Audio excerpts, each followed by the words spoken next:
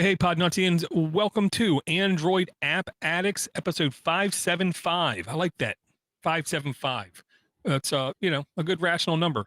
This show is brought to you by Ken H. Thank you very much, Ken H., for your years of support in Patreon. Yeah, you've been with us for at least 3 years, I believe. So thank you very much, Ken H., for all your support. If you, too, would like to support this podcast, it's very easy. Just go to patreon.com/Android App Addicts, link in the boobity boo.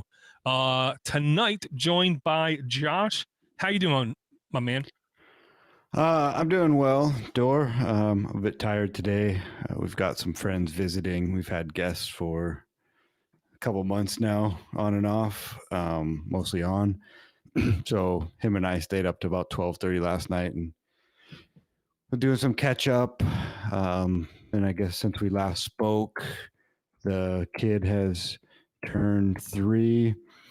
And then at the end of July, we had a wedding for some good friends of ours in our backyard. So that was a week of a lot of work. And then I was the best man as well. So apparently there's work involved with that. They didn't tell me about that. And yeah, other than that, just living the dream, man. How you doing? I'll just put it like this. For the people who are watching us on video, if you want to watch us on video, it's very easy. Just follow us on YouTube, or Discord, or one of those kinds of thingy things, and you can follow us live on Twitter, Discord, whatever. What I'm going to do is I'm basically just going to show my in air quote war wound there. It looks a hell of a lot better than it did here in my elbow. It's about at least a 4 to 6 inch incision. And I'll tell you, it hurts still. It's over a month ago, this surgery was, but it still hurts a lot less than it did before the surgery. What exactly did they do? Is it a Tommy John surgery or? It was a ulnar adjustment is the way they put it.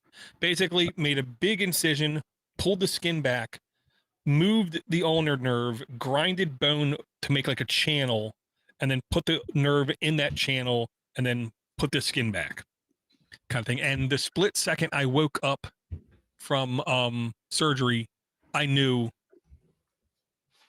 it worked. It was a successful surgery because I was feeling fire and tingling from my elbow to my pinky, like most of the day. So now it's just a question of recouping from the surgery. I will say every day, I think I'm able to move it a little bit more, get a little bit more, mobility out of it, but I'm still not supposed to pick up anything heavier than a cup of coffee. Wow. Yeah. That's how big a cup of coffee is the real question. Well, when I asked that, and the lady was like, if you have to ask, small. Okay. I'm on to cappuccino here. Well, and I'll say it like this. I'm very happy the nerve damage wasn't in a leg. Really happy it wasn't in my right arm. It was my left arm. The best possible place for it to have happened. Yeah, well, I'm glad that you're feeling a bit better, and I hope that it stays that way. Yeah, it'd be even better if I didn't have to go back to physical work. That'd be, just. So you have to go back into the office? They're like really nicely asking me to come in at least 2 days a week. And when school starts for my kids, they're asking if I can come back more. Mm. And, I don't want to be a jerk all day, So yeah, I'm probably going to go back at least a little bit. We'll have to see.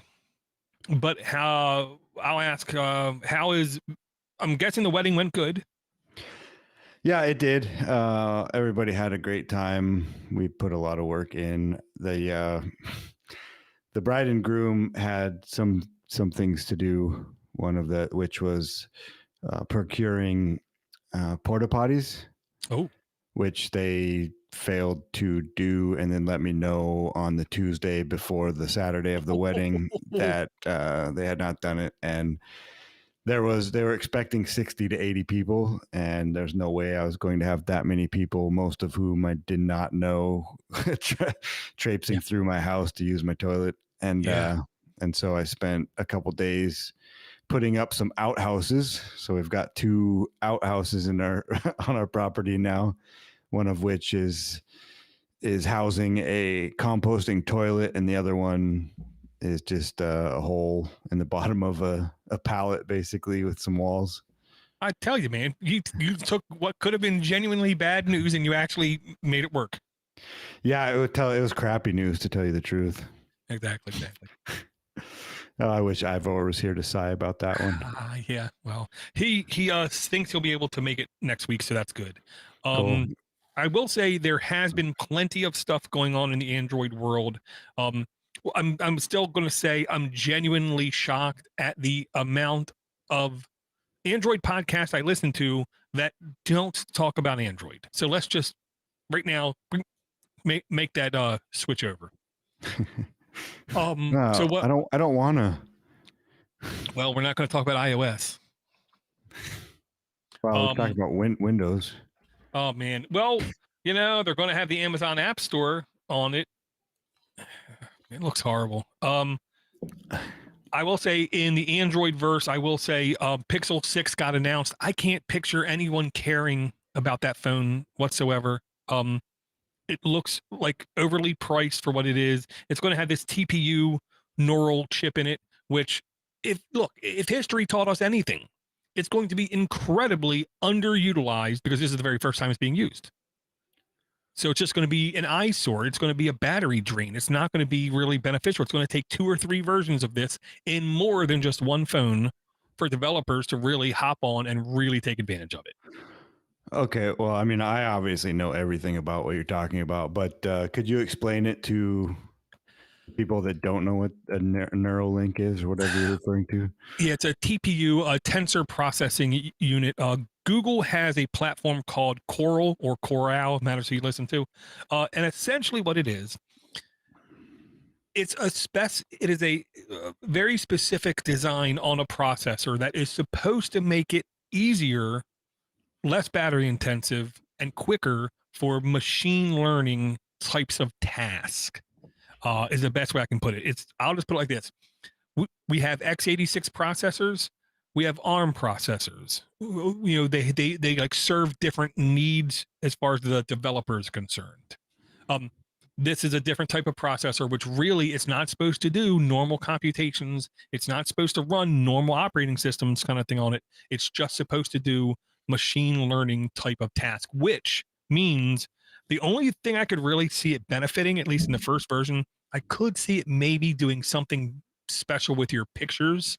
I mean, we already know modern Android phones do a lot of magic in software to make the pictures better than they should be. So I think this is just going to take it up another level to make pictures even better. So I'm looking at this thing right now. It is ugly. Oh yeah, butt. Yeah, like what? I mean, maybe some butts look good. This is horrible looking. What is that? Just the camera? That monstrosity on the back? Yeah, it's like the whole thing. It goes across the top. Who wants that? People who want to scream, "Look at me! Look how ugly my phone is." If you want to do that, just get an iPhone. Oh, yeah, true. So it's one of those things. In the beginning, it's a novelty. Hopefully, by 2 years from now, 3 years from now, other phone manufacturers are doing a similar kind of thing that will actually become beneficial in some manner of speaking. Except for algorithmically making pictures better or doing identification type things via cameras, I'm not really sure what else we could see it doing. And it'll probably be right at that $1,000 price range. Well, I know it's going to be too much money is what I'll say. But I will say, I believe the Google Coral board, which is like a Raspberry Pi like board, I want to say it was only $70. So the processor itself should not slam the price up, but the heat and the dissipation and the space it's taking up in the phone will drive the the price up, I'm sure. So the Coral is. Hold on, now I'm confused. You had mentioned the Raspberry Pi in there, Yeah. so it's a. Coral is basically a dedicated platform that has a TPU on it to do machine learning. So you could basically drop one of these dev boards on your network and send machine learning type task for it. The example everyone gives is you set up a dumb IP camera outside and you push the stream through a tensor processing unit Coral, and it can do stuff like identify license plates, identify pictures of faces or types of cars or something like that. Oh, they. What is that called? Open CV, I think.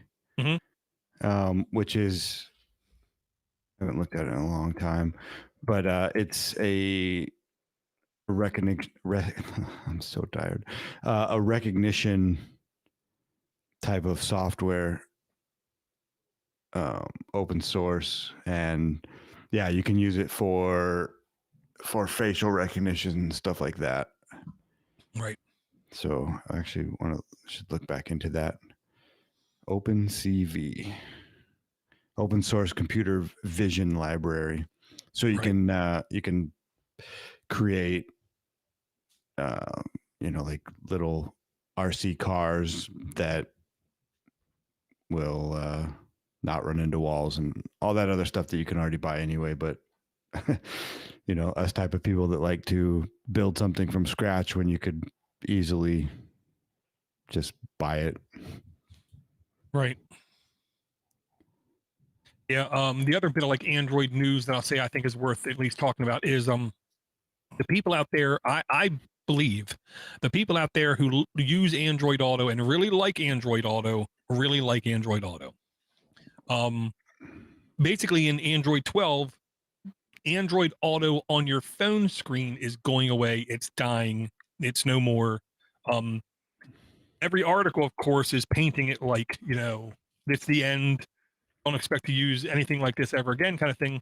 But that's not really the case. The case is that it's being replaced by another solution called a assistant driving mode, where instead on the bottom where you have the home button or exit button, navigation button, phone button, and audio button, the buttons are on the top: calls, messaging, and media. And then on the very bottom, there's quick like jumps between maps and navigation or mic input. So it isn't that it's dying. Think of it as it's being retired and its kid is getting its job, kind of thing. So it's a politician. I hope it ain't. I have to take it out back and shoot it in its head. Not that we condone this type of behavior. I think flushing politicians out is a good thing. Through legal constructive means, of course. Sure. Why do I always have to be the grown up around here, Tor? My wife says I'm immature. Can't help it. So yeah, I mean, honestly, Android Auto on my phone screen, it's bearable. I'm not going to say it's great or I'm going to miss it. I will say it needs something. It needs some kind of refresher kind of thing. Hopefully this will, in air quotes, do it right. I'm looking at the chat here on the YouTube chat, and there's just crickets. Where are you guys at? We need some backup. Well, if I was more consistent, I think they would be here. So I'm going to blame myself on that one. You and me both. Well, actually, you know what? Ivor's not here. Let's blame him. Right. Okay. Well, speaking of Ivor, I can only imagine what Ivor would have said to this one, which is Android Authority says that they are like, we're pretty quick on reporting this one. Pretty soon you're going to be able to control, like everyone will be able to control your Android phone with facial expressions. Would like an eye roll be like a reboot or something? I don't know.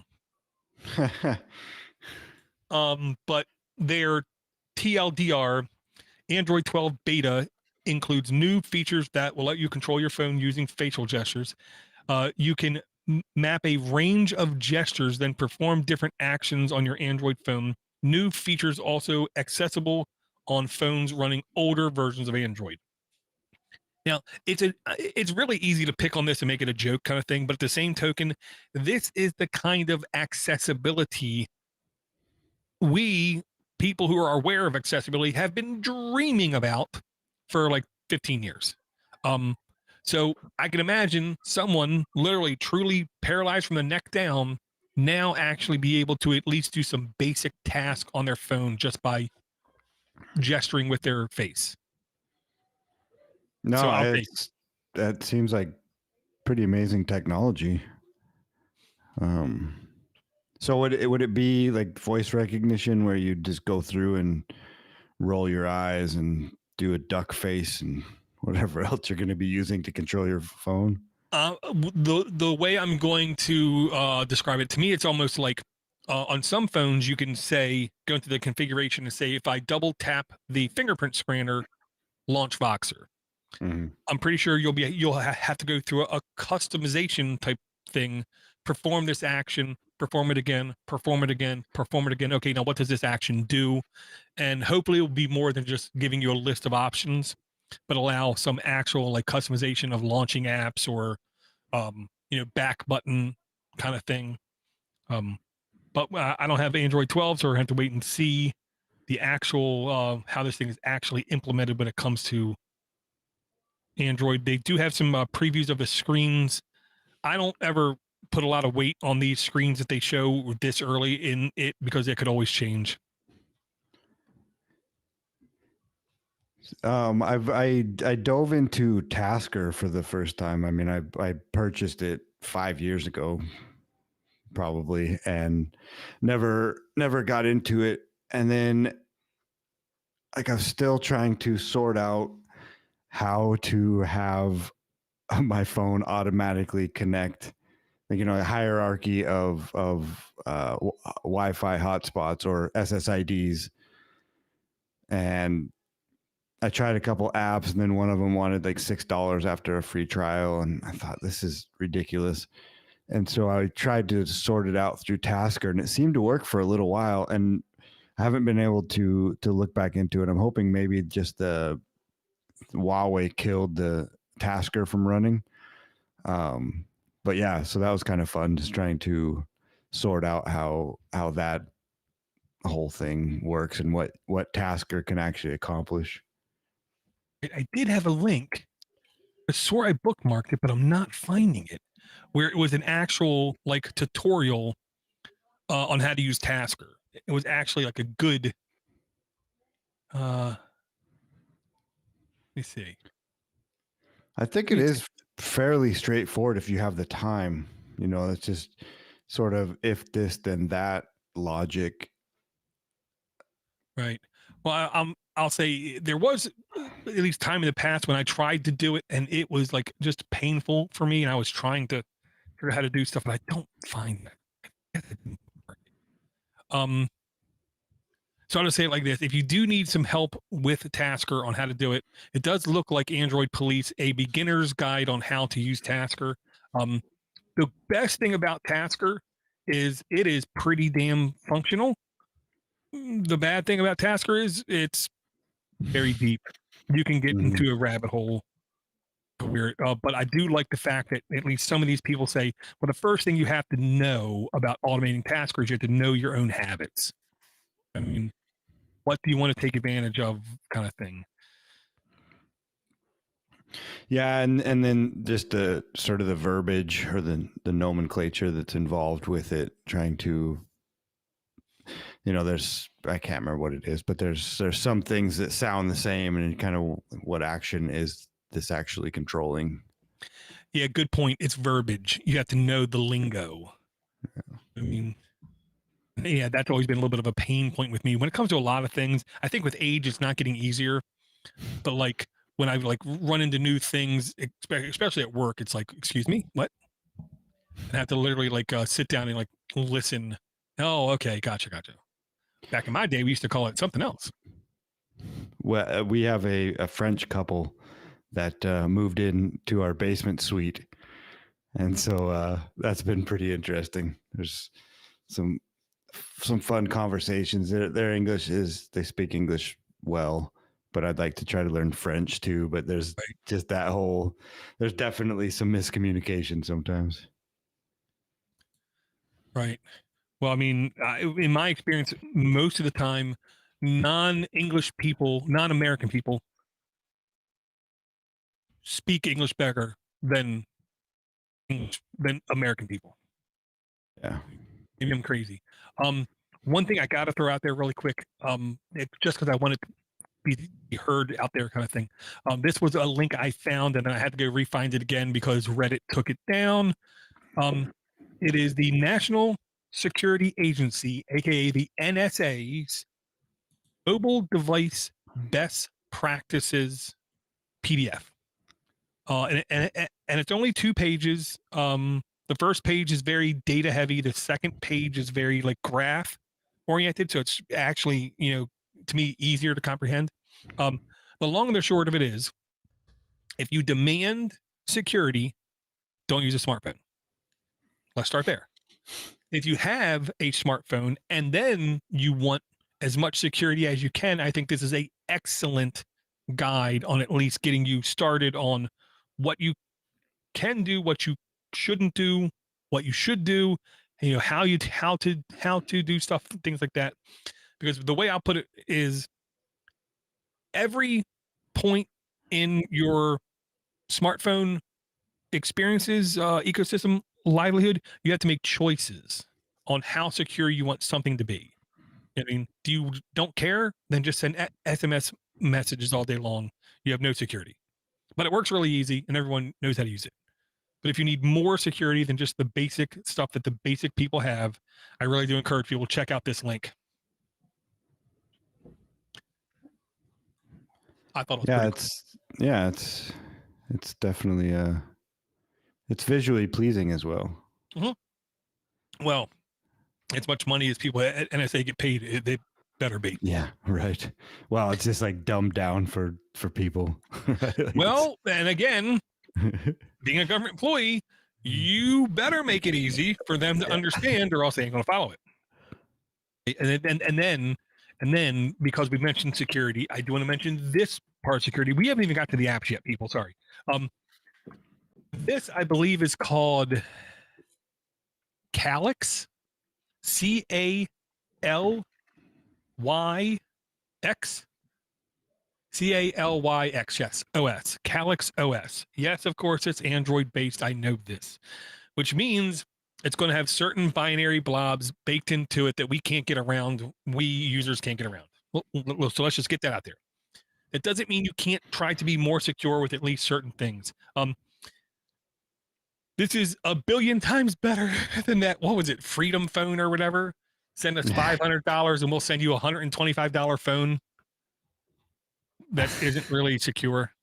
Yeah, whatever. Okay, whatever.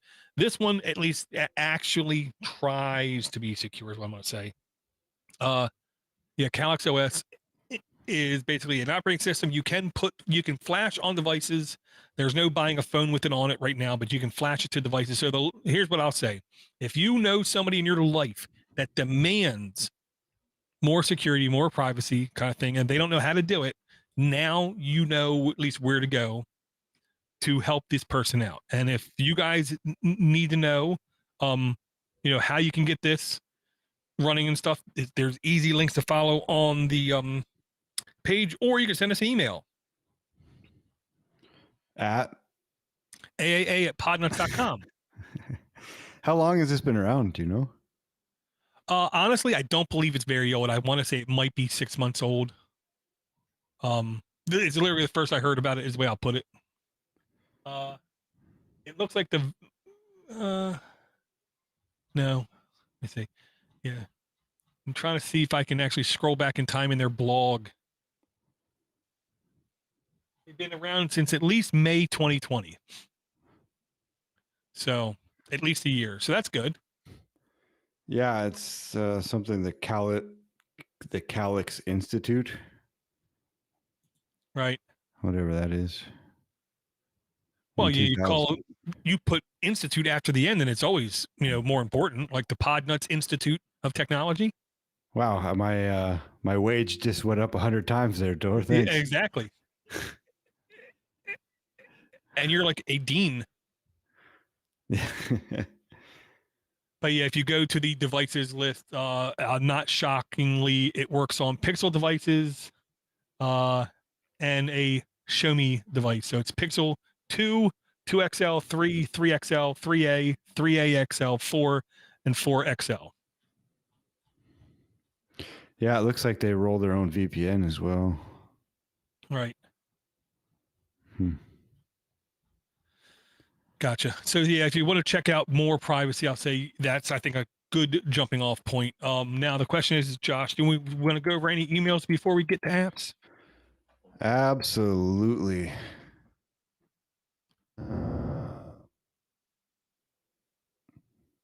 All right. So this one is from, I'm going to butcher this door. Okay, well, first off, really quick, that operating system got sent to us, Calyx OS, by Darren Anderson, and he sent it back to us on May. I don't know how it slipped through, but that's the reason why it got brought to the show. So thank you very much, Darren, for the email. This one is from Jacopo.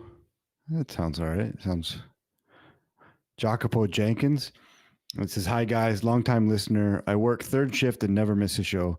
I listen to tech podcast, and they help my nights go by. I'm on a really tight budget, and I have not been able to contribute to your show financially, but I do recommend it to all my Android friends, and hopefully I've sent traffic your way." Nice, thank you very much. Had a recommendation for Door's new phone. Just a little background. My wife is Filipino and we met in 2001. And ever since then, I've been a phone importer to get around the carrier subscription trap. That's intelligent. Traveled to the Philippines many times in the last 20 years of marriage and very familiar with Chinese, Korean, and Japanese phones. Right now, I am currently using a UmiDigi F1. And there's a link to it, which I'm on my third UmiDigi phone and love their products. Bought it for $199 US on Amazon. If you look at the specs, even though it's a year and a half or so old, outspecs a lot of flagship phones that are on the market for a fraction of the cost.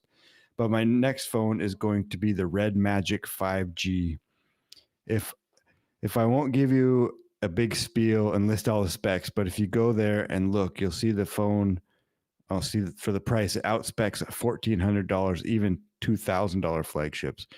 I know it's a little bit on the high side for price that Door is looking for, Door is looking to be at. But even if you go back to their second or third generation, which is cheaper, what I'll expect a lot of the new flagships. The other phones I looked at before deciding on this was, one is the Black Shark, the Razer phone, and the wrong phone, which I might have is too expensive for me. I settled on the Red Magic. Basically, the tipping point is the 140 hertz refresh rate, giant battery, tons of RAM, and it's even liquid cooled. How cool is that? That is cool. Anyway, just my suggestion. Take a look at them. I'd like to hear you talk about some of the gaming phones and see what you think. Love the show. You guys keep up the good work. Friends call me Jocko. I'm a fan for life. Thanks. Wow, that's an amazing email. Sorry, I butchered it a little bit there, but yeah, that's cool. And I mean, this is from February 2nd. So sorry, Jocko. We are derelicts. Yeah, I mean, I hope he understands this is what I'll say. And secondly, I'll say, UmiDigi, I can't, that's what I'm gonna say. They've been in my eyes for a while. I've been looking at them. I've been definitely eyeing them up. To me, they're very competently spec phones with fair prices. I'm cheap. This Nord phone was literally less than $200, $170. Hard to beat that for the price. Now, if I would have jumped up to the mid 200s, this would have been at least in the top 3 phones. This UmiDigi F1 Play, 6 gigs of RAM, 64 gigs of internal storage. That's some nice specs you got there. And it's 4G. I don't need 5G kind of thing. And I will say the other phone, the Red Magic, I have seen ETA Prime on YouTube do some videos, and this thing is, oh man, I want to say smoking hot, but that means it's like overheats. No, it doesn't, because it's literally liquid cold. Yeah, it's This crazy. phone is freaking awesome. And the customizations they did to the operating system, to where when you load a game up, you can literally load a completely separate configuration for your phone, and then you can have. I want to max out all my RAM, all my processor, all my everything just for this game. And they also ship with the device. I want to say it was optional. A like cooler you literally put on the back of the phone, and it clips around the phone, and it basically is like a portable fan to help it keep even cooler, so it never has to throttle at all. These gaming phones, here's the gimmick. These gaming phones are going to go insane in the next like 2 or 3 years. They've already started to go insane, but I think they're only going to get more and more insane, partially because the Android gaming ecosystem is really getting up there in performance, graphics, capabilities, and because of all the hardware improvements we're having, you're going to see, I don't want to say AAA games launching on Android first kind of thing, but you will see some really good games.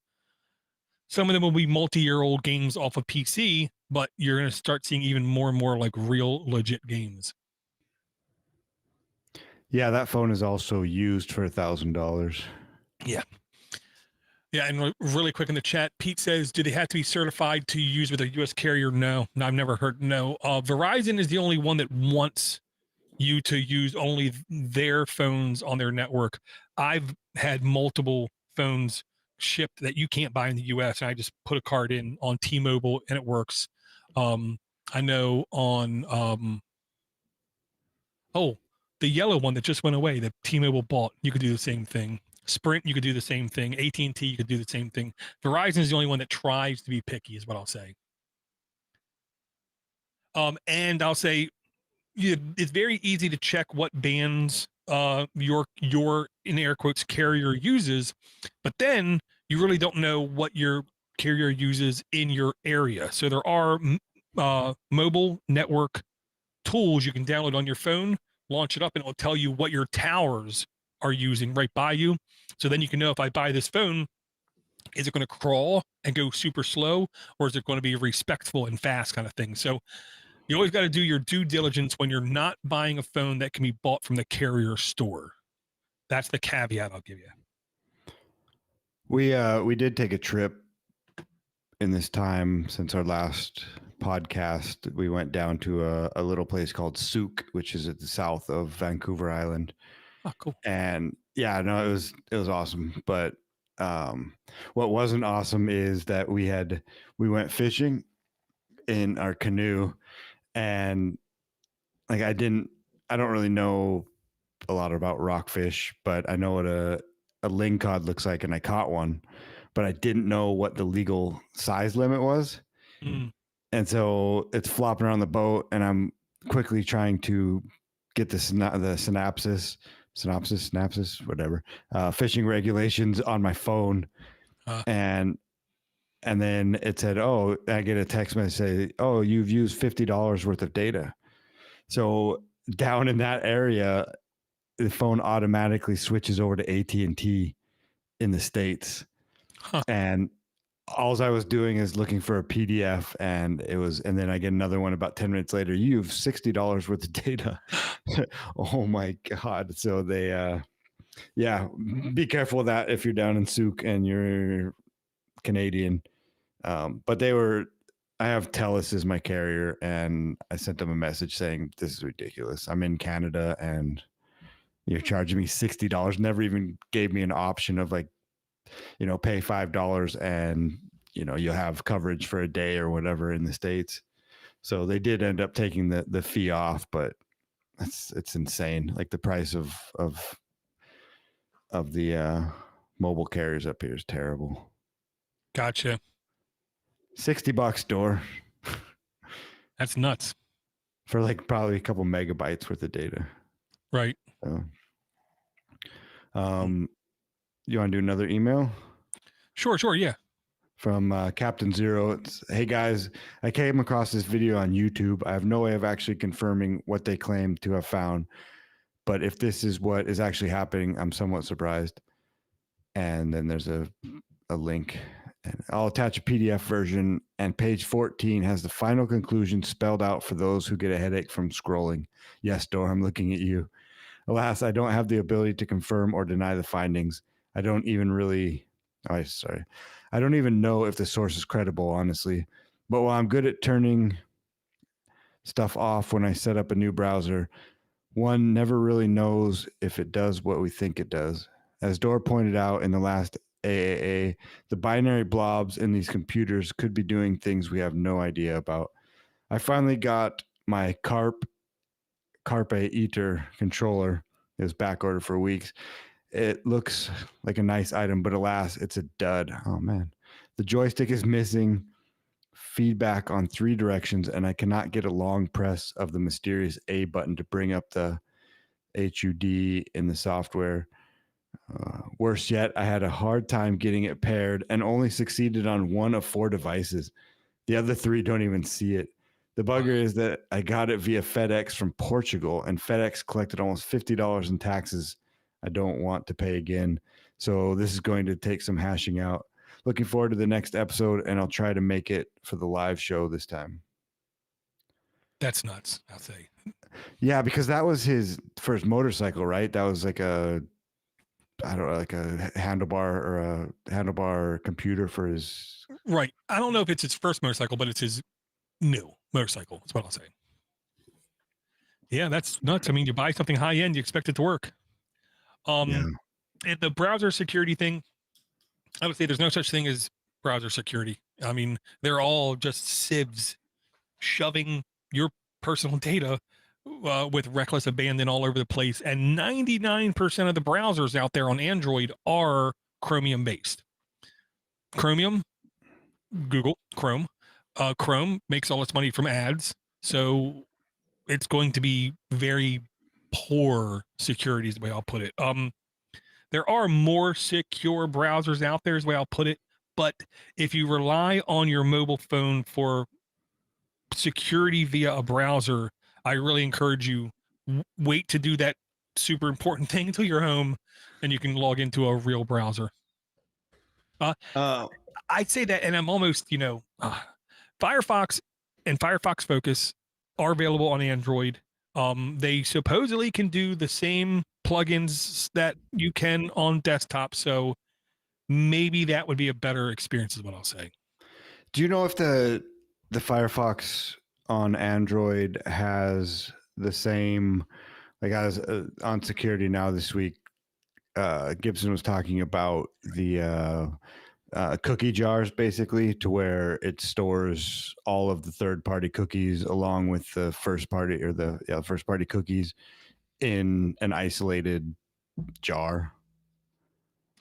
I don't know if it's on Android yet, is the way I'll put it, but I guarantee you it will be coming to Android.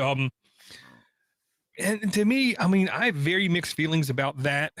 I don't want to call that a security feature because it really has nothing to do with security. It has to do with a little bit more anonymity. Thank you, that word. Because what it does, it just makes it a little bit more work for somebody to actually track you from site to site to site to site to site.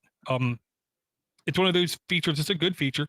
Don't get me wrong, it's a really good feature, but it's one, maybe they might have it here. Enhanced tracking protection. I have that. Can't remember what they called it, but I know they called it something funny. So I'll say this. I use Firefox on my Android device for my bank, my LastPass, anything that can access me as a person kind of thing. I use Chrome when I'm just browsing Reddit kind of example. You know what I mean? When I'm doing something that's not important, I use a not important browser. When I'm doing something important, I use a more important browser. And then when I insist on not having ads anywhere on my device, I flip-flop between Smart Cookie web browser and Fulgurus, Fulguris, Fulgurus web browser. They're both based off the same browser. They both basically block like 99.99% of every ad on every page seamlessly. You never get the pop-up, you're using a blocker. You know, if you want to see this site continue, you have to disable your blocker. You never see that message. What's it? How spell it again? Well, the easy one to spell is smart cookie. No, the other one. Yeah, the other one is Fulgurus, Fulguris.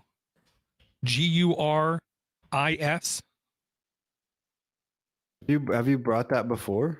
I honestly, I don't know. I know I was evaluating it. I had a couple back and forth emails with the developer. To me, it's in my top 3 browsers on Android in functionality, usability, features, and blocking of ads. It's like right there. Yeah, I'm using Brave on my main computer and my phone. So right. I'm just collecting that bat token, Door.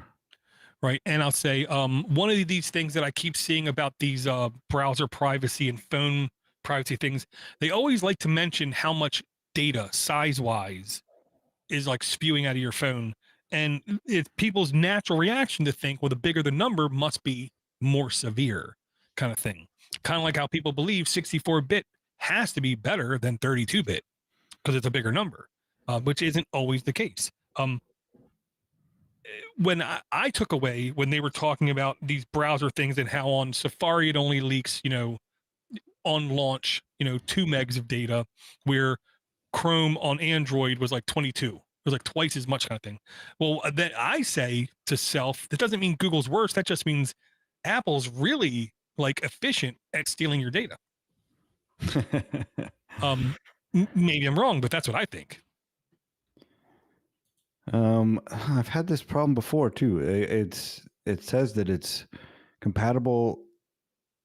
It's available for all my devices, but the install button is grayed out. I would suggest trying to do it from a desktop. No, I am. Oh, never mind then. Sorry. Yeah, I think I might have to do a private browser or something. Yeah. Huh. Okay, I think we have one more email here from Mike Sanders. You want me to do it? If you want to. And this is again is one of those emails. Oh no, this one's actually July 11th. This one's better. We actually answered this one in a timely fashion.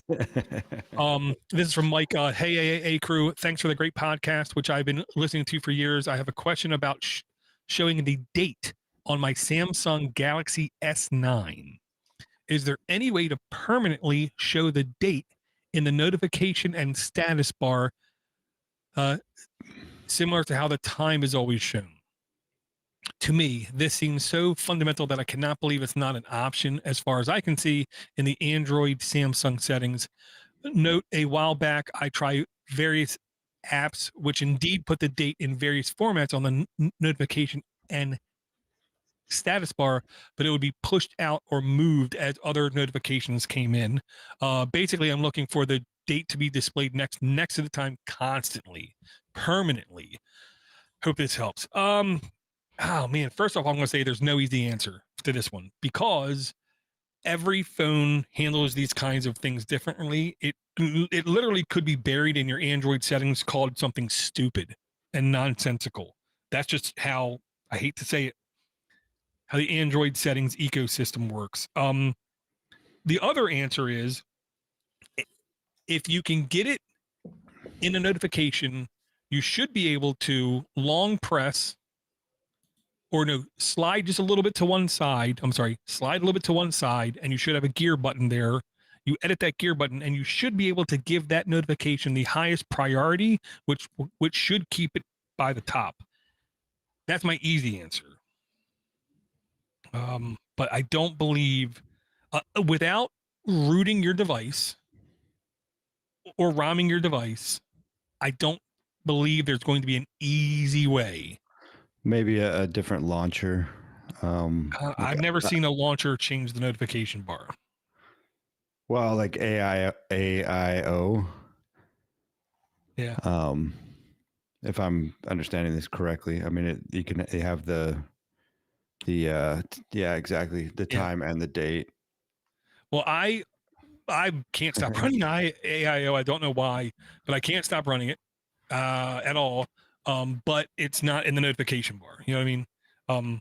Yeah. I will say the one thing I like about the One Plus is if I activate like the like if I just pick it up off the table most of the time, it will give me a screen, which of course it's not giving me now because why would it ever work live? Kind of thing. Yeah, if you don't root and ROM, to do custom things to the notification bar is, I want to say, near impossible. I want to say my Asus phone did have some really deep settings for the notification bar, but that was it. Yeah. I think you'd be better off trying to get it on your lock screen.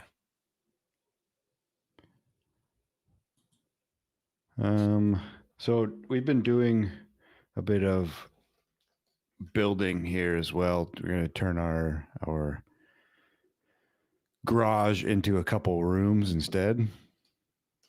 And Right.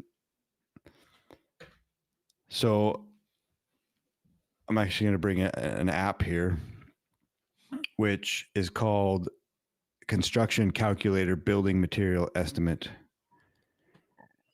And it is from Speg App Studio under Tools. It's gotten 3.9 out of 636 total reviews.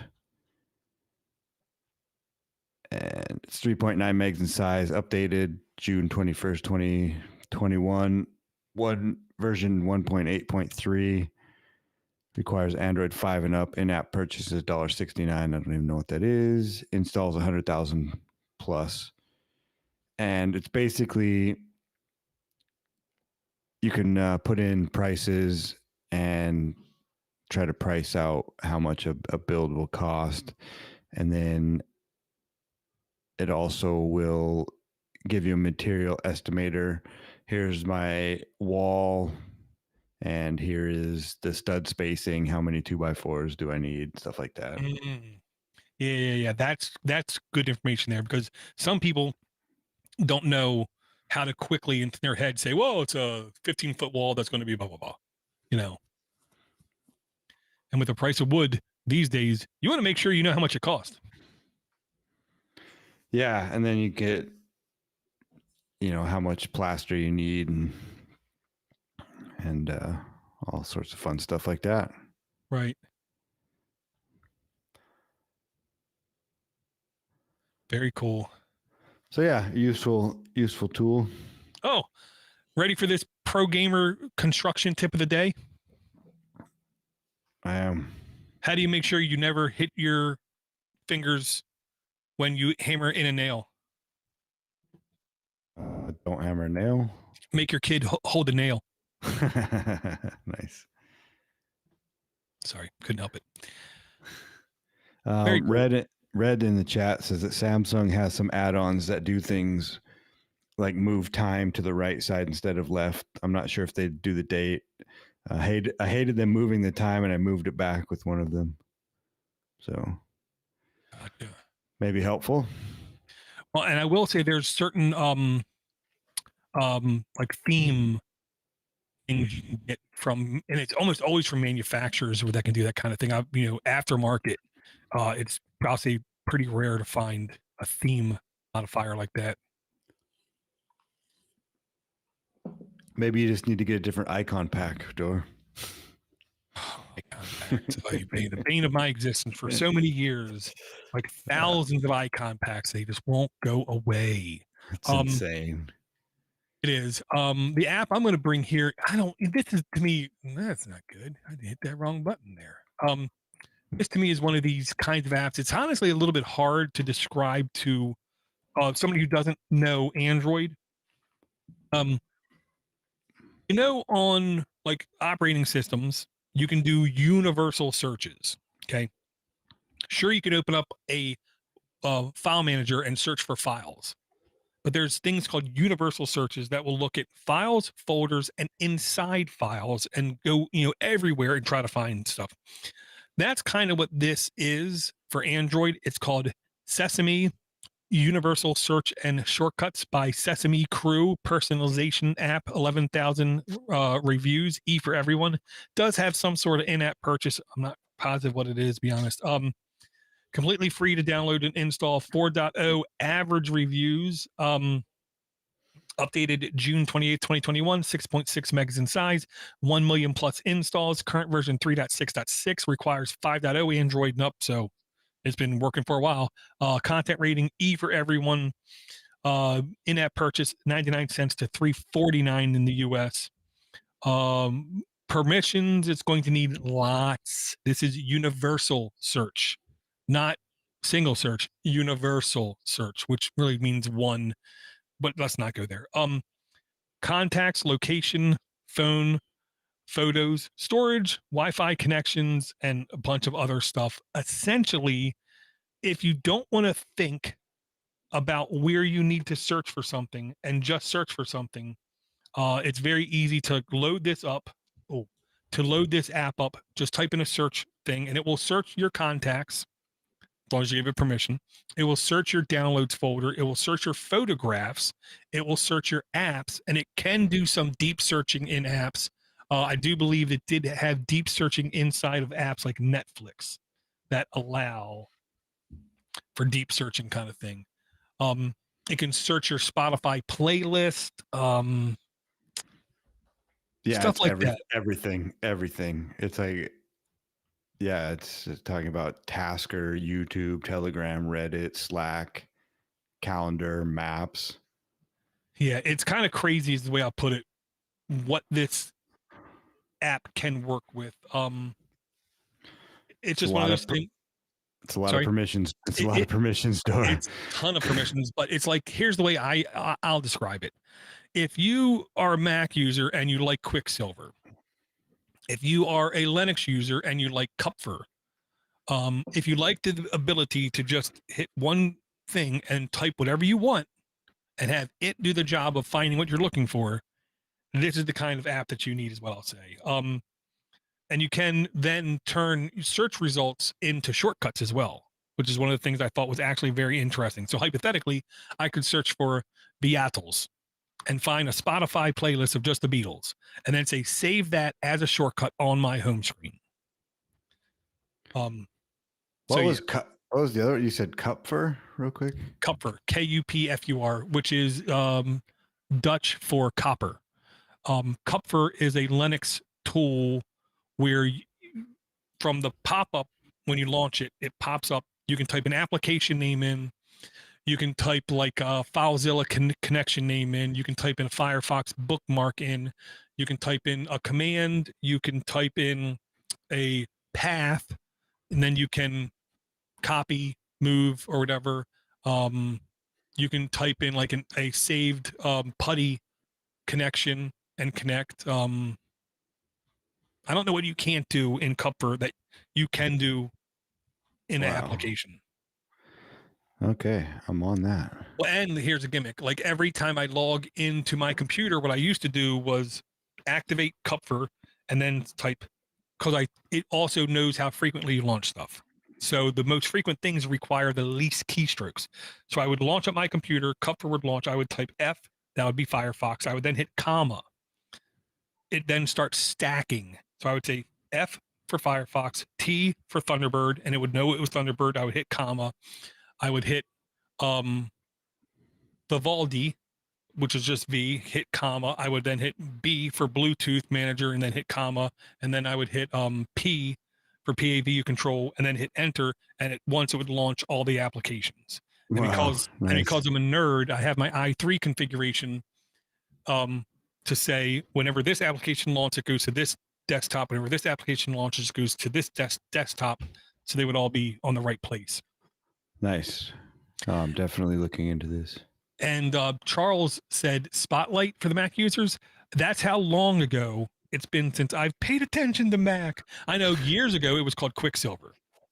Well, Quicksilver is I thought that was Windows.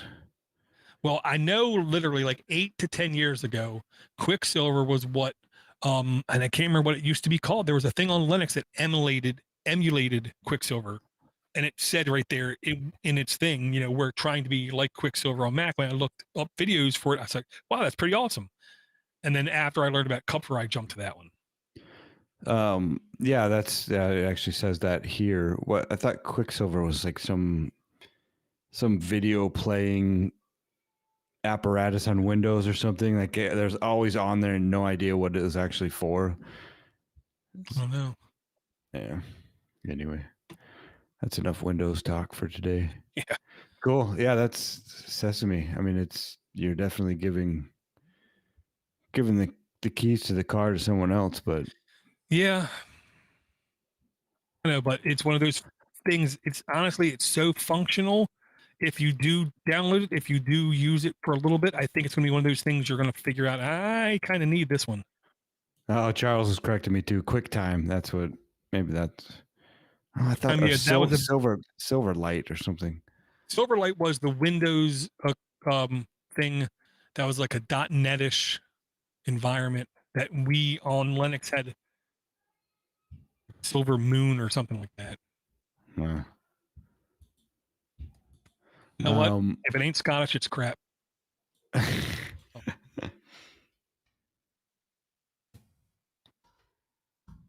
right, this one. So along with that,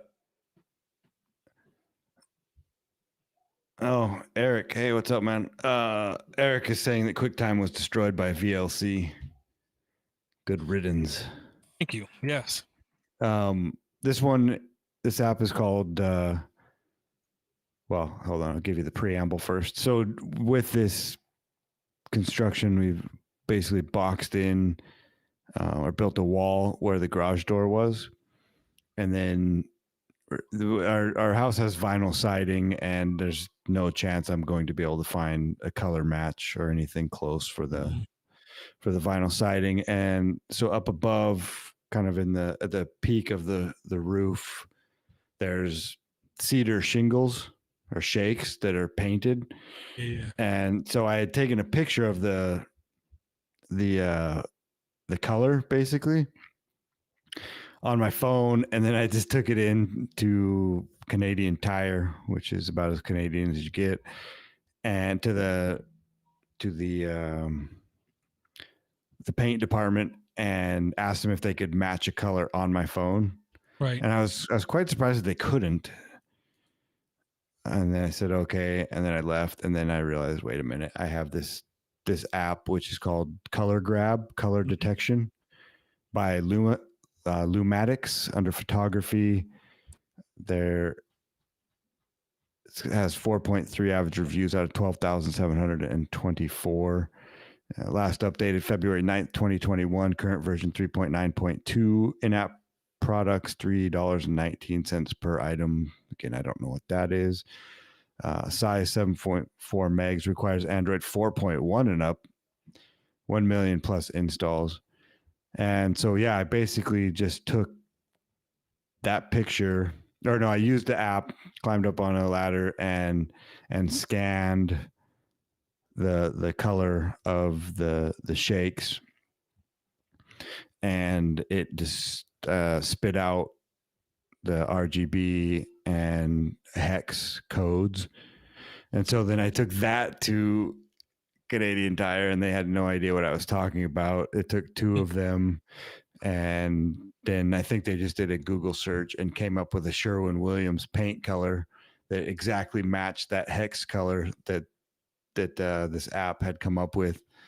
So I figured that must be like, it was an exact match for the hex color. So right. I said, okay, that's cool. Give me a can of that. And so I haven't found the shakes yet, but I'm interested to see how well the color matches up.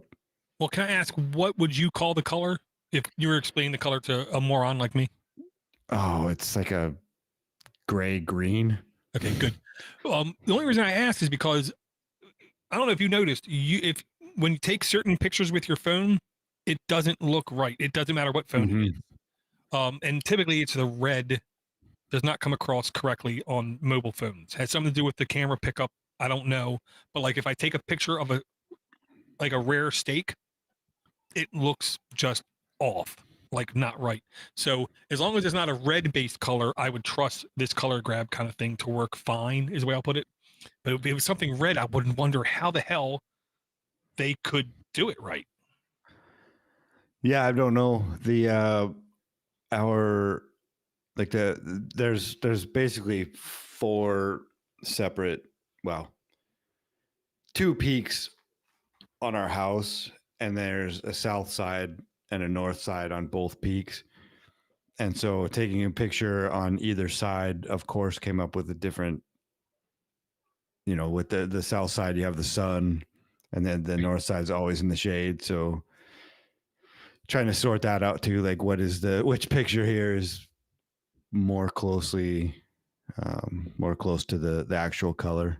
Right. But I thought it was a good sign when Sherwin-Williams had the exact hex color, which I don't know how like doesn't seem like there would be a ton of hex colors. If it's off by one letter, it would be it wouldn't be the same, I guess. I mean, right. That they had a color that was exactly the same. I'm just kicking a dead horse here. Stop me, Door. Stop me. Yeah, right. Yeah, because the only thing I would worry about with them, because with them, I wouldn't think they would fade much because of exposure. So I think I think you're going to have good luck, is what I'll say. And I want to stick with security focused things just one more time. This comes from Orion in the Discord chat. This is one of the things that I really do like about the communal areas where I'm at, because it's not Twitter where it's filled with scum. It's not Facebook filled with fake people, click activism their way to a holier than thou attitude. But in Discord, it's actually, in my experience, more rational people willing to have more rational conversations for the most part. This was an app brought by Orion in Discord. I'll say this. Most of the people who I see in Discord are smart people who like talking about smart things. I'll say that. This was one brought by Orion, which I thought was a really good find. I don't remember ever hearing about it. I want to say it's called Briar, BRIAR, from Briar Project. Communications, E for everyone, completely free, no in-app purchases, no in-app advertising. 1,227 reviews, 4.1 average review, updated July 30th, 2021, 30 megs in size, 100,000 plus installs. Current version 1.3.6 requires 4.1 Android and up. Content rating E for everyone. Permissions, location, Wi-Fi, device, app history, storage, camera, blah, blah, blah. Because it's a communication device. It wants to be able to share what you decide with whoever you're communicating with. Long and the short of it, the guy in Discord who asked for help, I'm assuming it's a guy, sorry, said he had a friend who was literally a journalist, who someone figured out his phone number, and he was using Signal as his secure messaging app. And because Signal is based off a phone number, he started getting all kinds of spam messages, is the way I'll put it. Unwelcome messages is the way I'll put it. So he was wondering, does somebody have a secure platform that they can suggest? Me being what I consider to be a classic old school nerd, I suggested, I want to say it's called Wicker Me, which was the secure messenger off of iRobot, and not iRobot, Mr. Robot, and I figured if it was good enough for Mr. Robot, it was good enough for me, kind of thing. But then Orion suggested this one. This one literally says it is a messaging app designed for activists, journalists, and anyone else who needs safe, easy, and robust way to communicate. Okay. And you can get it off of F-Droid, aka it's completely open source. Okay. So the code can be all edited and audited, kind of thing. you can initiate conversations via unique URLs, or if you're in close proximity, via Bluetooth authentication.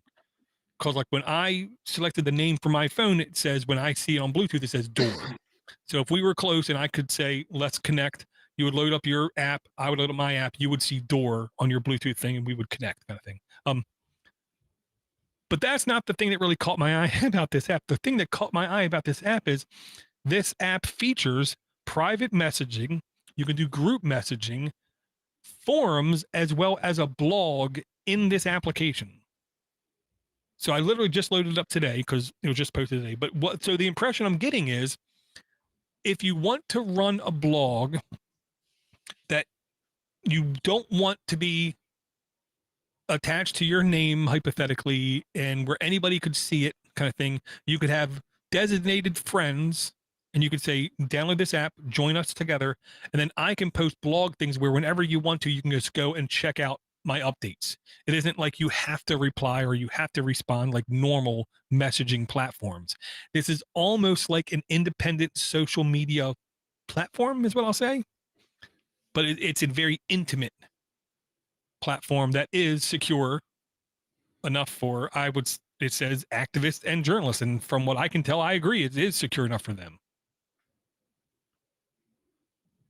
I thought it say that it was. I mean, it must be no centralized servers. If that's Nope. That's it. That is one of the things it literally says in like the second sentence. Unlike traditional messaging apps, Briar does not rely on a central server. Messages are synchronized directly between the user's devices. So if I send you a message and you're not online, you don't get the message. If I go offline, then you go online, you still don't get my message. We both have to be online at the same time. And then it stores it on both devices at that time? Afterwards, yes. Yeah, there's no Snapchat like feature I saw where you could, like on Wicker Me, I believe is the name that I suggested, you can literally say, this message will only be available for 3 seconds. And you can send the message and it can sit there forever. And then once they hit read the message, it's only available for 3 seconds and then it disappears. Does this have voice chat? I don't believe it has voice chat. I believe it's strictly just text type content and pictures. All right. Well, I installed it. Door, do you want to be my friend? Sure. Cool. Yeah. Yeah, so I just thought this was cool is what I'll say. And it's the kind of app I want to get more publicity because, maybe somebody who lives in, I don't know, Afghanistan, maybe, and that needs help. Or what was it, Josh? The school in, was it Idaho, got shut down? Yeah. Yeah, Yeah. Maybe you're in a place where you would like to have some secure private communications with somebody just for the sake of it being secure.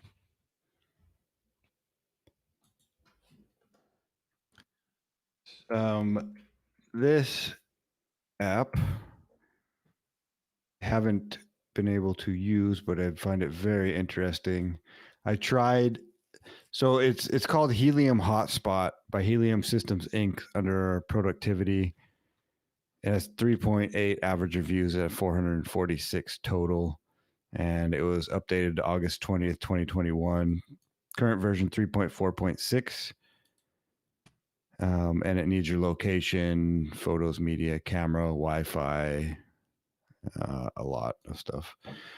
So it's 51 megs in size, Android 5.0 and up, 100,000 plus installs. And this is an app for it's the Helium ecosystem, I guess you'd call it. And Helium is, as far as I can understand it, it's in the cryptocurrency field. And what you do is you have basically a hotspot, and they're trying to use, like, it's like blockchain. mesh networking for IoT devices. Mhm. And that's how you mine the coin. The Helium coin is by running a hotspot. And so there are businesses which send you a free Helium miner, which Mhm. is the hotspot. And I tried to sign up for one of those, but we live in the middle of nowhere and no one else has one, obviously, around here. So we don't really qualify to receive it, which is kind of unfortunate because I wanted to give it a try. And to buy one, the hotspot is about $1,000 or more, $2,000. So yeah, I basically brought this app because I wanted to talk about that type of infrastructure and just that the idea of running IoT devices through this type of technology. Yeah, I want to say it was Stacy Higginbotham, which I'm sorry if I butchered her name, um, who is, like, I would say, like the queen of IoT, the king of IoT, the czar of IoT. I don't know anybody who see in blogs or on audio that seems to be as aware and as educated on as many things in IoT as her. She's on This Week in Google, I believe, with Leo Laporte. Um, she, I want to say, already had something like $6,000 that she made off of it, and she's just waiting to cash out, kind of thing. She's just having the device just sitting there, and all you gotta do is get a device, hook it up to your network, and then just turn it on. The people who have access to that have no access to your network. Okay, it is like proven security. It's audited. Blah blah blah blah blah.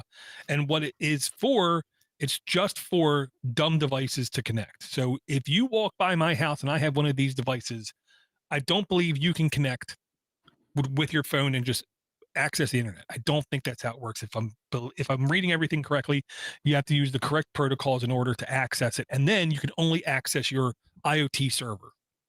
There's no browsing the internet or streaming Netflix through it, kind of thing. And yeah, every time somebody uses your network, you get money, which to me is a genius way to market your device, to make people want your device. Simply plugging it in, having it use a little bit of electricity, and then making it available to other people around you, you'll make money. I mean, it's hard to beat that. Yeah, and it looks like the Helium coin is up to $20.86, which is 31% this week. Which, I mean, it's crypto, so it'll be down 40 next week, but that's pretty good. And so, I mean, if anybody else wants to attempt to get that free device, send me an email. And I mean, it's basically a partnership where I think if you get 20% of everything that's mined, and then if somebody refers you, they get 5% that doesn't come out of your 20%. I think it's like that. So, right. I mean, if I can't get the device, maybe someone else wants to get it, and I'll start a business that way. Right. Referrals, referrals. Hey, as long as it works. Yeah, to me, this is one of those good ideas. There's a lots of bad ideas when it comes to crypto, okay? Because just like anything else, there's always bad ideas. The example I use is every second on YouTube, there's something like now 10 days of audio uploaded. 99% of that is garbage. Period. Some cryptocurrency things I say are stupid and garbagey. This one actually seems like it might have a future. Yeah, I think so. Like it's very interesting. Yeah, very cool.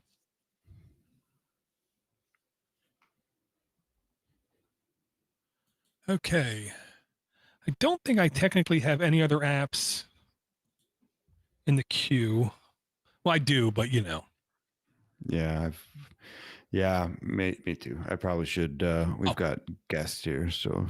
Okay, well, just one more quickie then. Okay. One of the problems that comes with modern phones is the bezels are so small, it might be really difficult to not the screen when you're just trying to pick it up. So what this app does here, this app here is called Touch Block Pro. Pro because it's $2.99. I don't think they have a free version, is what I'll say.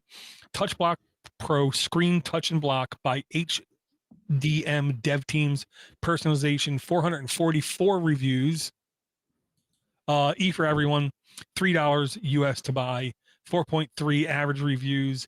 It is eligible for the family library. And again, family libraries allow you to, like, for instance, get YouTube Premium for $15 for 5 people a month. So it's like $2.50 per person per month for ad-free YouTube.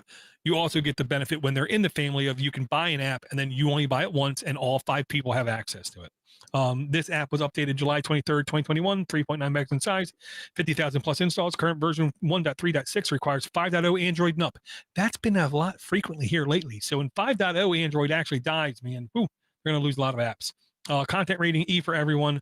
Permission details, it's going to basically need accessibility service is the real thing, is what it connects to. And what it does, it allows you to customize the amount of dead zone on the left and right hand side of your screen. So if you hand your phone to somebody and every time you do, they accidentally touch it, maybe you need an app to make a little bit bigger dead zones around the side of your phone. So while you can still see the screen, it becomes less interactive.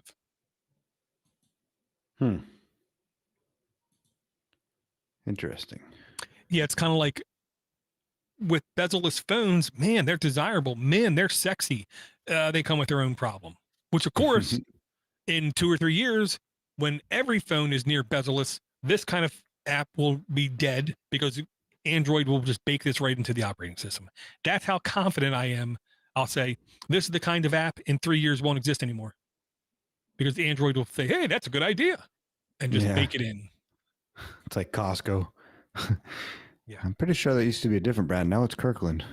Yeah, exactly. Yeah, so that's my apps. Cool. All right. So I'll give a rundown here of the apps. The first one was Fulgurus Web Browser by Slyans under communication.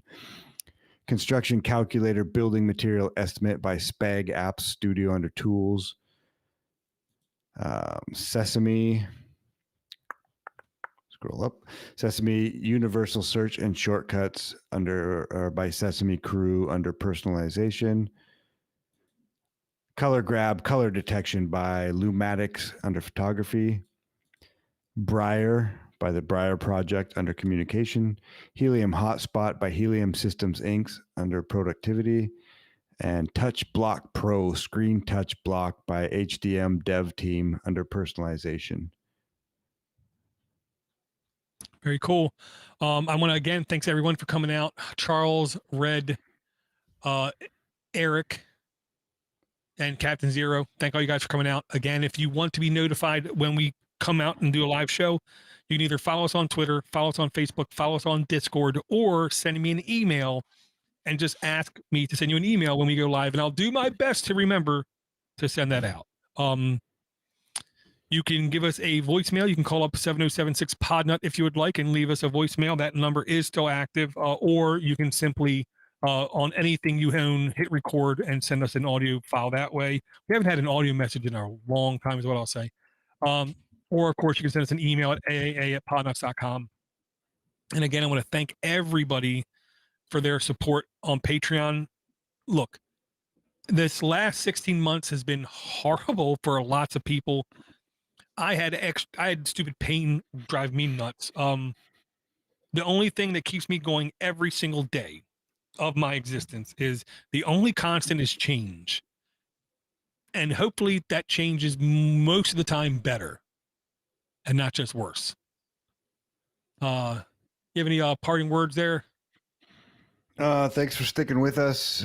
Thanks, Pete, as well, for coming out in the chat. And thanks everybody, Captain Zero, Mike, and Jocko for their emails. I mean, we are fallible, and we try to do these shows as often as possible, but sometimes that doesn't work. We always read the emails, that's for sure, and they're always appreciated. And yeah, just give somebody you love a hug. Absolutely, man. I want to thank everyone again. We will definitely try to be more consistent. And again, the only constant is change. So the change is we're going to be more consistent. No promises on how consistent, just more consistent. And I think there might be some people watching right now that, so, hey, Scott, hey, Eddie, Annie Rose, Solomon, and Uncle Jed. Very cool. Very cool. All right, guys, we will definitely be back and talk to you again real soon. Take it easy.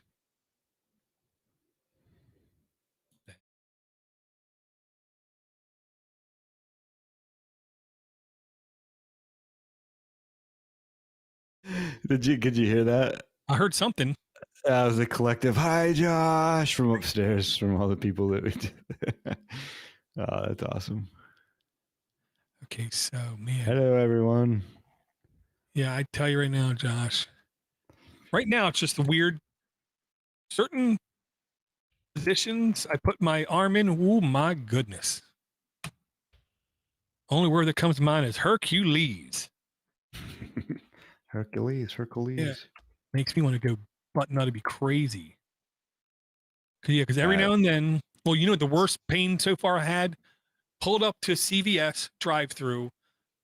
I pull up to my window is in the middle of the drawer. The button is on the left side of the drawer. So I had to basically go as far back as I possibly could.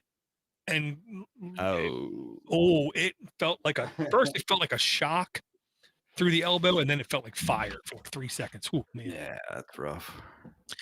Yeah, but every day I swear it's getting a little bit better. Nice. Okay. They said it could take up to 4 months for all the pain to go away. Well, hopefully it does. All right, just a sec to it. Okay. And we are still streaming live. And he walked away when I said that.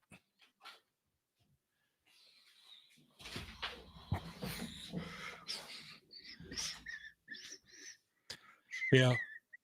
Yeah, and we are still streaming live, Josh. Yeah.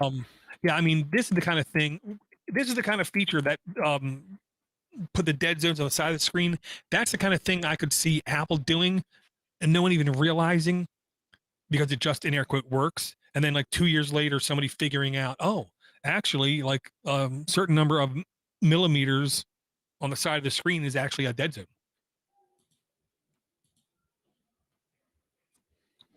Yeah, because I do believe it's the kind of thing that once the OS manufacturers get it, they'll just make it work seamlessly to where you won't even notice it. In Android, the only difference is you'll be able to like change the amount. Because like one thing I noticed is every time I hand my phone to my father-in-law to show him a page, he's literally like 6'6", 300 pounds. He's huge. Wow. You know, huge. And his hands are huge. And when he grabs my phone to look at it, it's like his hands like wrap around the phone. So he literally like touches the side of the screen almost every single time.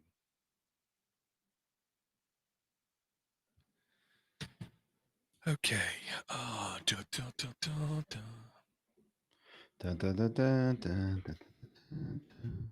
Happy tomorrow's Friday.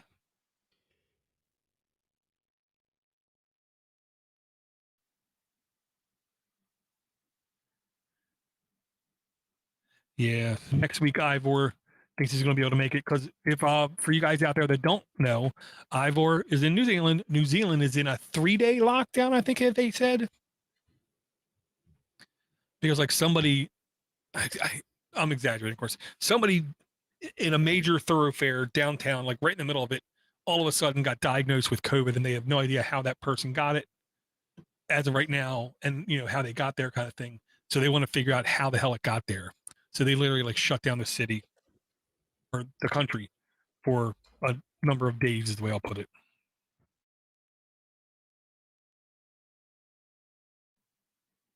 Yeah, so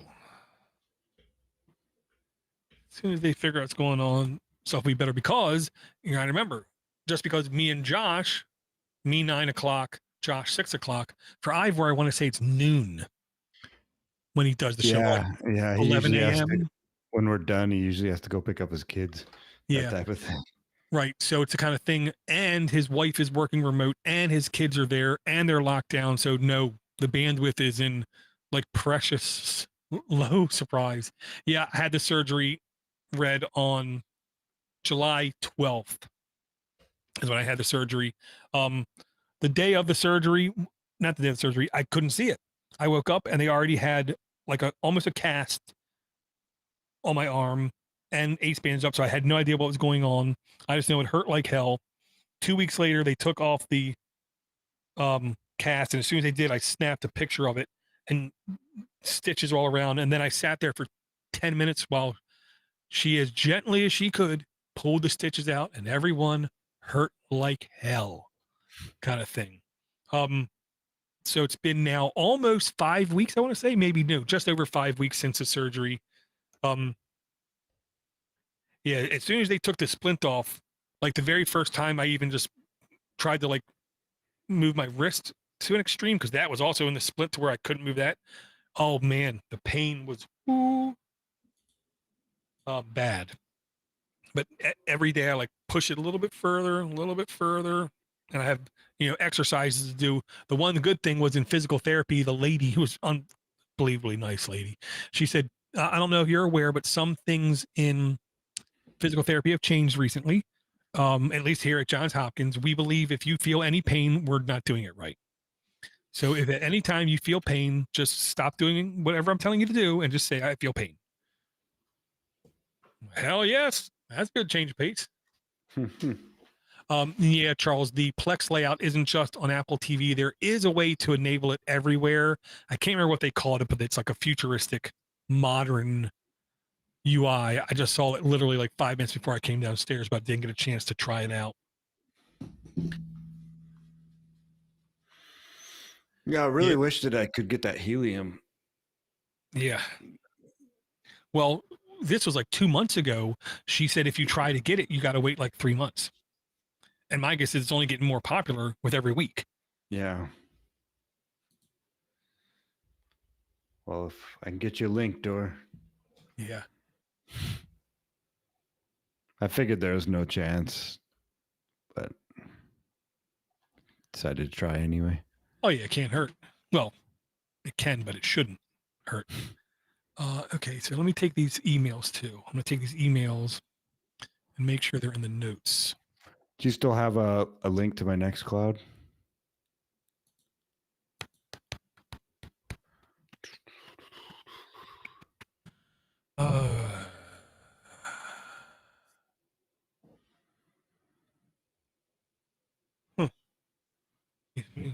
I mean, I know I do. Give me a second here. The only question is, whenever I launch a show, I launch Chrome, and I only use that for this stuff. So give me a second. Yep. Main page should be called Files. Yes, I do. Okay, do you see that? I click this. Yeah, modern layout. Plex and Apple TV is actually. Oh, I'm sure it is quite nice because Apple TV like has good enough horsepower to where it should be able to do everything just fine. I see 573, 574, 574. Yeah. Maybe it's still uploading. Oh, there you go. There you go. 575. All right, cool. 3 buttons. Click download. Download. Save. Oh man. Yeah, and I will say my wife was watching. Oh man, I can't remember what it was. She loaded up Plex to look for something. She found it, and then she started watching it, and she didn't realize it was streaming from the Plex server. None of my friends had it in their library, so every she was watching Dead Zone, Anthony Michael Hall show from like early 2000s, and like every 12 minutes there was an ad, and she couldn't understand why there was ads. I was like, well, you're watching it from the Plex server, the company server is the way I put it, not, one of my friends. 15 megs downloaded so far. Yeah, so I was pleasantly surprised, Plex is definitely expanding their library out. So even if your friends don't have something, there's still a chance you're going to see it. But I did figure out I do need to re-download Akira. The version I have, it's just not pretty, is the way I'll put it.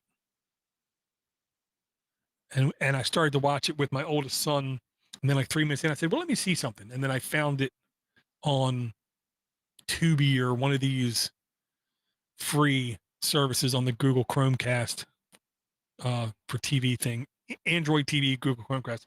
And then we started watching it there. I said, this quality was amazing to what I had.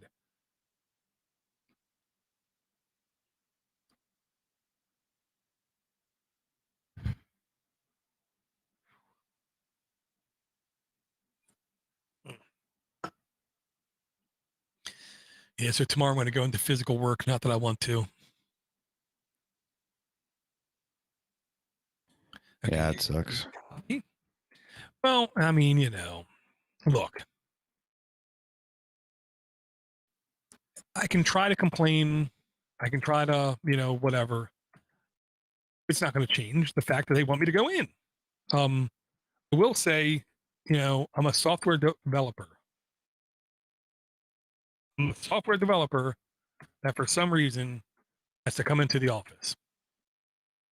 No, we don't do anything with hardware. Well, a glue of a company can't hold the company together if it's not there. It sounds like some weird synchronicity jargon. I don't know, and that's why I say that. And a bunch of people have a bunch of like theories on why they're making us come in. Some people believe, well, just because the supervisors and managers want to keep an eye on us. And I don't know. I don't know about that. That's like work.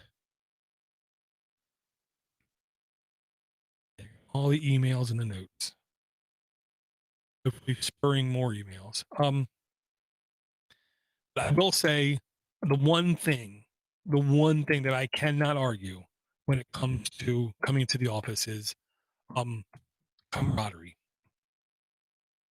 Makes it so it's easier to like hang and BS, which some people swears helps productivity.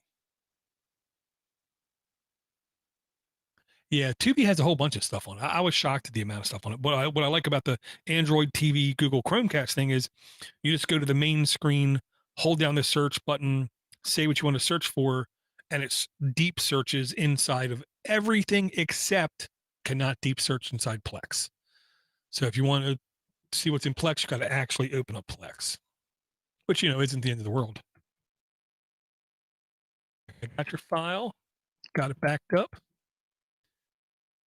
Okay. So now I got the notes ready.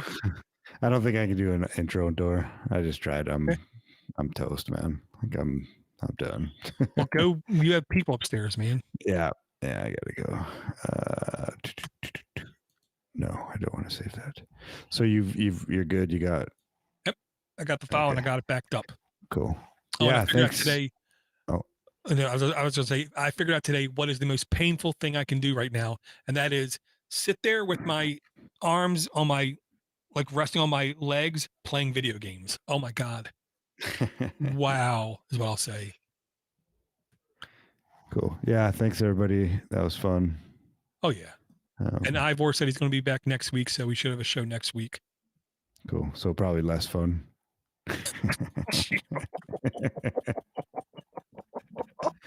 Oh, that was lightning fast, man. Cool. All right.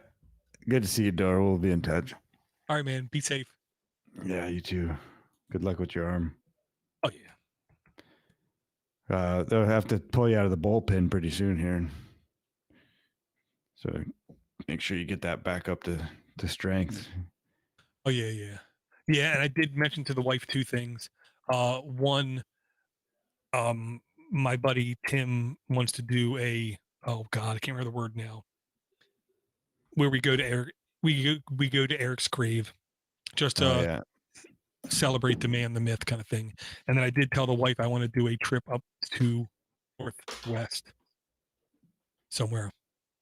The only question is, would it be outside of the U.S. and then I got to worry about passports and stuff, or just inside the U.S.? I don't know. Yeah, I mean, either way, it's a pain right now. It is, but it's getting better. Martin isn't a business owner anymore with his company. He got rid of it, which means he'll actually be able to sit down and enjoy a meal and talk. I've never seen a guy work so hard in my life. Cool. All right. I'll see you guys later. Later, Dor. All right, man. Be safe. Hey, you fight. Is there any good Android tablets not made by a company that starts with S? Yes. And in fact, there was a link in the notes. So if you just click on the description, the very first link should be, oh God, something like too many links or something like that. Oh God, I can't remember what to say. Let me see. Hold on. The very first link is all the new links in this week's queue, all for free. Click that link. You'll be shifted over to Patreon, scroll down just a little bit, or just search for tablet, and you'll see a Lenovo tablet that is literally high end, on par in competition with the Samsung big boys, but it's a Lenovo. Some people hate Lenovo. Thank God Ivor wasn't here when I said that, because he would have said something. I'm a personal fan of Lenovo, and that tablet looks sharp, is the way I'll put it. It looks really nice. Noise fix in here. See, I pop my keys twice. Okay, there we go. So let's come here and just say Control R. And I love every time I do this kind of editing, even though it looks dramatic, when I get rid of these peaks, these hard peaks, when I listen to it, it sounds perfectly fine to me. I don't notice them. Okay, so now noise cancellation. See, removal, not noise cancellation. Did I do that right? Noise removal. Oh, there we go. Okay. Now select it all. Noise removal. Chug away. And I remember when I used to do this on my old laptop, everything would take a hit performance wise. Now with this HP I got for, I want to say I've had it over a year and a half now. I'm really impressed at how it doesn't do anything. It just works. It's really, I'll say this, and it's really hard to compete with any iPad on performance, only because they make the silicone, they make the operating system, they make everything. Everything is hyper optimized for that. With that said, that Lenovo tablet looks really nice. There was also like one Chewy tablet, I want to say. The problem was it was just a generic Android with no optimizations for it. So you were at the app people's thing. If the app didn't like play nice with RAM and stuff, it was a bad experience. My experience is with Lenovo Android, they do put some time into customizing the operating system, making it a little bit more optimized than the average one, is what I'll say. And I will say this OBS Ninja, I'm still like really impressed at how it works. What I'm terrified to do though is to like click on Josh's audio when he's here and say, okay, record his audio, which I can do. But yeah, this OBS Ninja would be great for conferences, is what I'm going to say. Like fantastic for conferences. No, it's not a yoga tablet. I don't believe it is a yoga tablet. There goes the buzzy buzz. Close that. Come here and say Stephen McLaughlin. Okay, come down here. I say it's not a yoga tablet, and I think I'm saying that a little bit too quickly. Samsung TV, Huawei. This ain't the right one. Is it?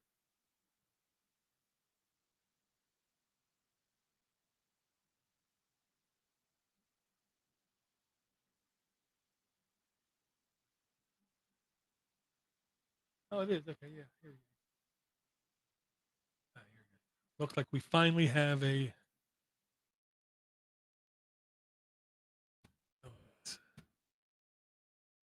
Don't do that, man. No. YouTube Studio.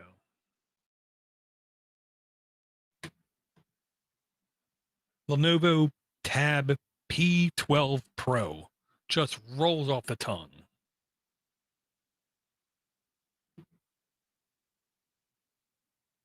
There you go. I say it looks sharp, nice small bevels, bezels. Snapdragon 855, 888 is the newest one, newest processor. I believe it's still the newest one. So 855 is in the current generation of architecture. 855 just means a little bit more power friendly, is what I'm going to say. 8 gigs of RAM. You have to have more than 4 gigs of RAM, in my personal opinion, to have a good experience. 6 gives you a pretty good experience. 8 gives you phenomenal experience. Snappy, super snappy performance. Yeah, I like the idea. This is what I'm going to say. 1600 by 2560 is not high end resolution, but I will say it's good, not great. Yeah, I like the idea of this one. I don't know how much it cost or anything. I just saw the headline and bookmarked it. Yeah, and it is OLED, which I will say is one of those niceties I like. So now let me do this and say, I'm not going to say I forgot how to edit, but I almost forgot how to edit. Editing does suck. Hercules. Okay. Oh yeah. Before I forget again, let me start to upload the video now by saying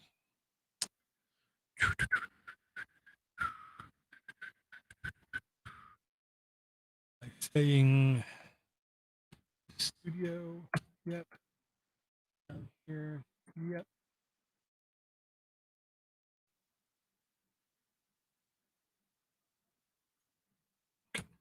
2 copy. 3. And I actually said, Highborn Josh, I'd like to at least do a short show. Yes, for that.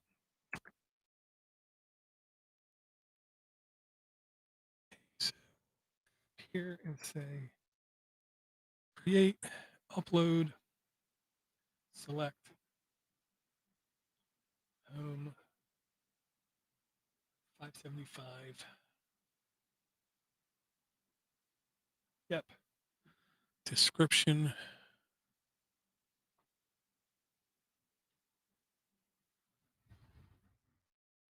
Let's first come here and say this.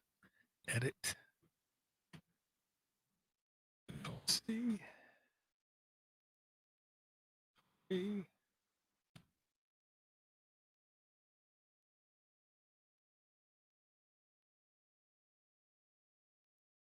C. A. Now,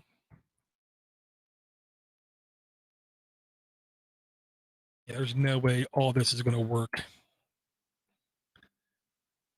See, that's one of my. I'll say this: I believe I'm the only person with this problem, having too many notes, and having services be really mad at the length of my notes.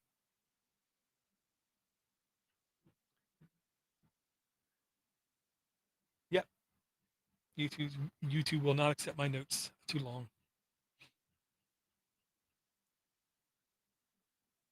They're 3 times too long.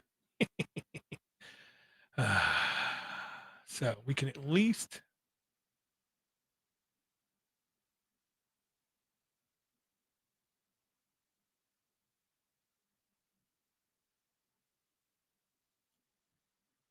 a little bit. First, let's come here.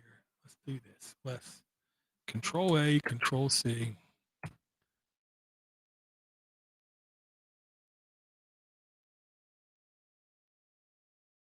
Yeah, we definitely want that at least in there.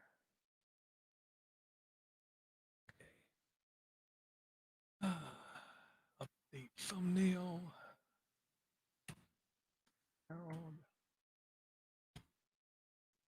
It's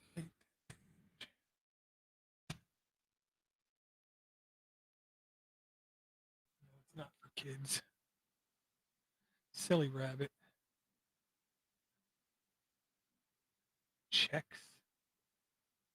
It's copyright checks. Visibility, we want this to be unlisted. So let's copy this, and I'm going to put this over here so I got it. Sorry, brain.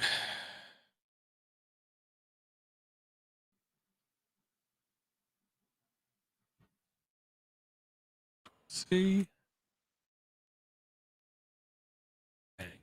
That's going to be